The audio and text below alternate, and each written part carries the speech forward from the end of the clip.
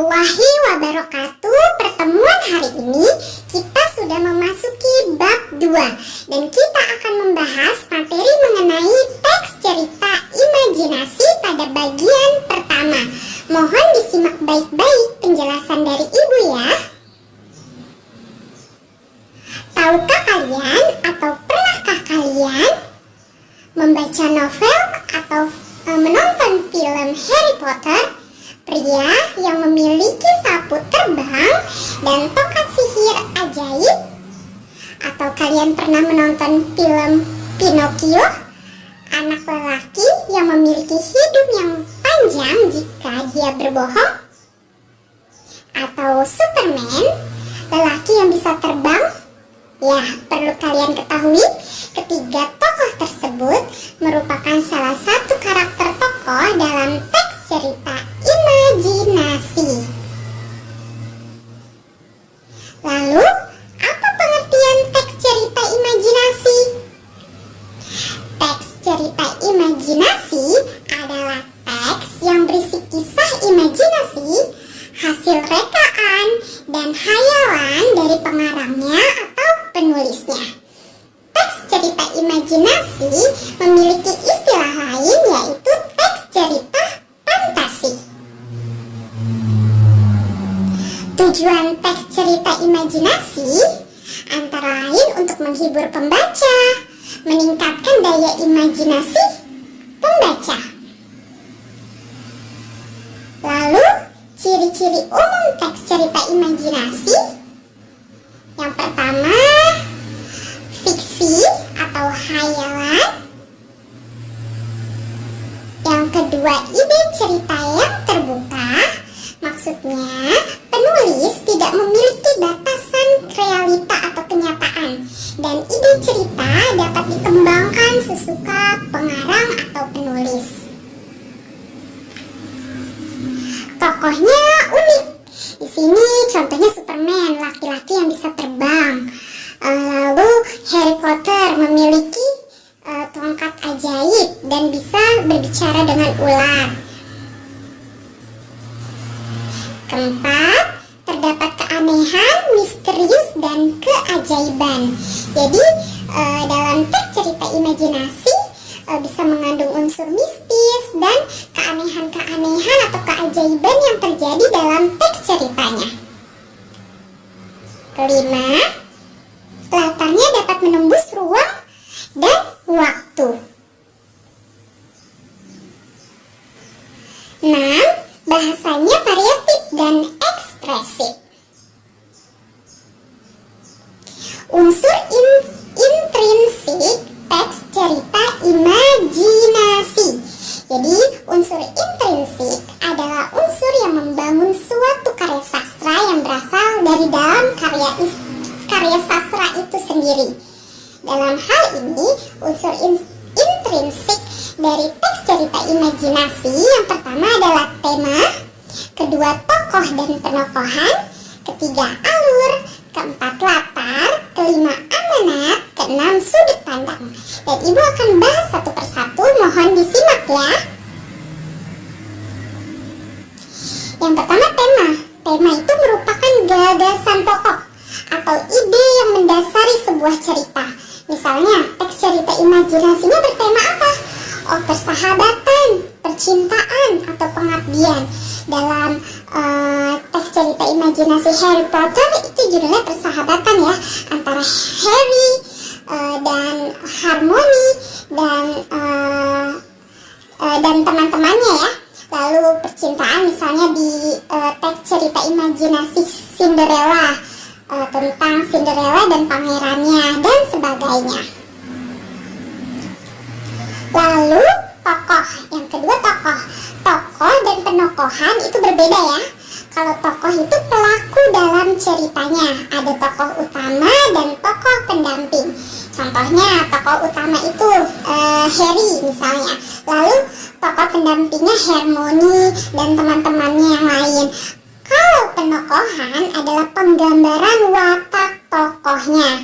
Kalau protagonis berarti karakternya baik, misalnya dia orangnya dermawan, lalu ramah, lalu karakternya antagonis jahat, misalnya dia sombong, angkuh, lalu licik dan sebagainya. Triktagonis, karakter penengah.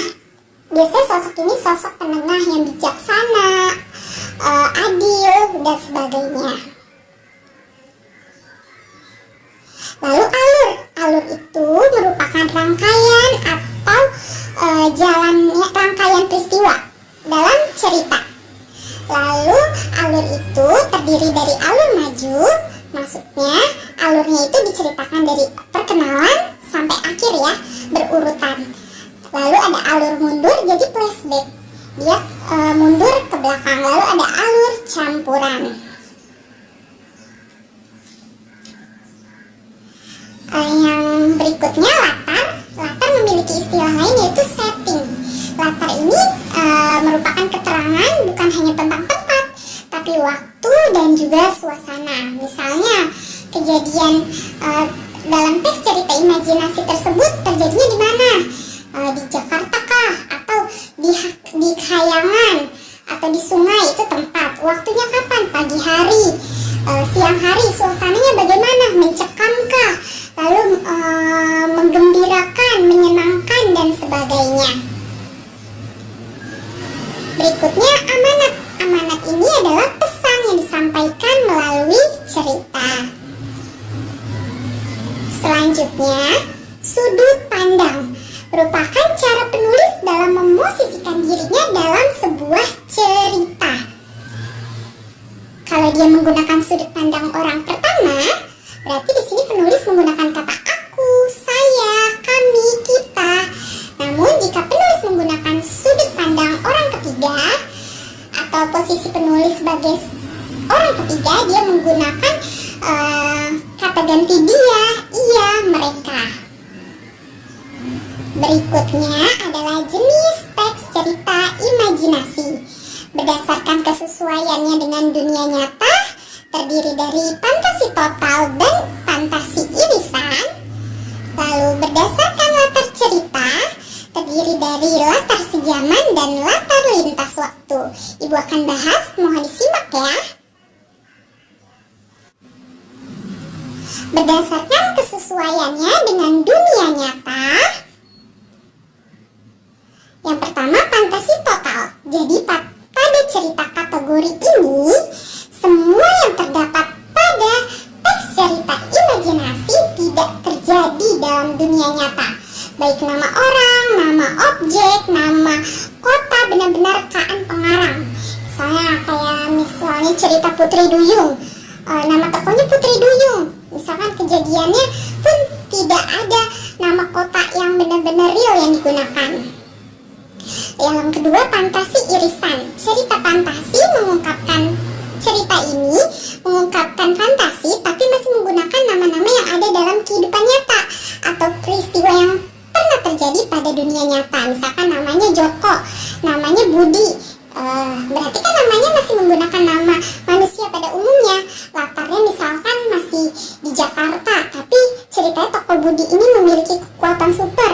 Nah, itu masuknya ke dalam fantasi irisan ya. Jadi ceritanya mengandung khayalan atau imajinasi, tapi nama-nama yang ada tokohnya atau nama-nama kotanya itu masih menggunakan nama-nama yang ada pada kehidupan yang nyata. Lalu berdasarkan latar cerita, yang pertama latar sejaman. Pada cerita kategori ini latar yang digunakan satu masa. Misalkan masa kini, masa lampau ya masa lampau, atau futuristik atau yang masa yang akan datang. Jadi hanya satu latar ya. Lalu latar lintas waktu. Pada cerita kategori ini, cerita fantasi atau imajinasi menggunakan dua latar waktu yang berbeda. Misalnya masa kini digabung dengan zaman prasejarah, atau masa kini dengan masa 40 tahun mendatang. Baiklah, berikut penjelasan dari Ibu. Selanjutnya kalian mengerjakan soal TPS, teka-teki silang, yang berkaitan dengan materi hari ini. Di sini Ibu sudah ada TPS-nya, kotak-kotak teka-teki silangnya. Lalu di sini ada pertanyaannya, mendatar dan menurun. mendatar soalnya ada 5, 1 sampai 5, lalu menurun soalnya juga ada 1 sampai 5. Kerjakan dengan cermat dan teliti. Jika ada pertanyaan atau yang ingin ditanyakan mengenai materi hari ini, bisa menanyakan langsung ke Ibu melalui WhatsApp. Semoga kalian paham dengan penjelasan Ibu. Wassalamualaikum warahmatullahi wabarakatuh.